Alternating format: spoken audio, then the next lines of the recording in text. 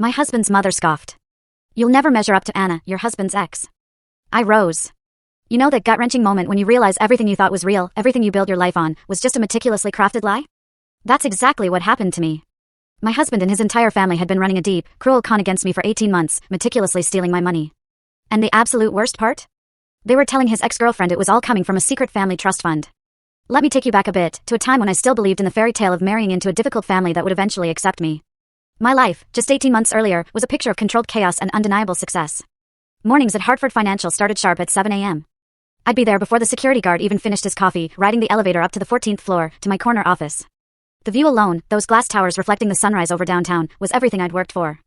I wasn't just working, I was analyzing portfolios worth more than most people would see in 10 lifetimes, tracking complex derivatives, catching discrepancies that literally saved our clients millions.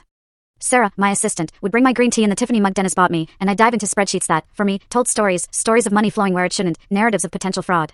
The irony still burns, you know? I could spot financial deception 1,000 miles away, in anyone else's life. Dennis, my husband, would usually text around 10. Something sweet about lunch, or a reminder about dinner with his parents. He worked as a freelance consultant, business strategies, workflow optimization, the kind of vague descriptions that sounded impressive but generated wildly unpredictable income. Some months, he'd land a huge client, and we'd celebrate at fancy restaurants. Other months, I'd quietly cover the mortgage, his car payment, and our credit cards, without a single word. We'd been married for 3 years, together for 5. He was charming, truly. The kind of charming that made you feel like you were the only person in the room, with those dark eyes that crinkled when he laughed, and hands that always found mine in a crowd.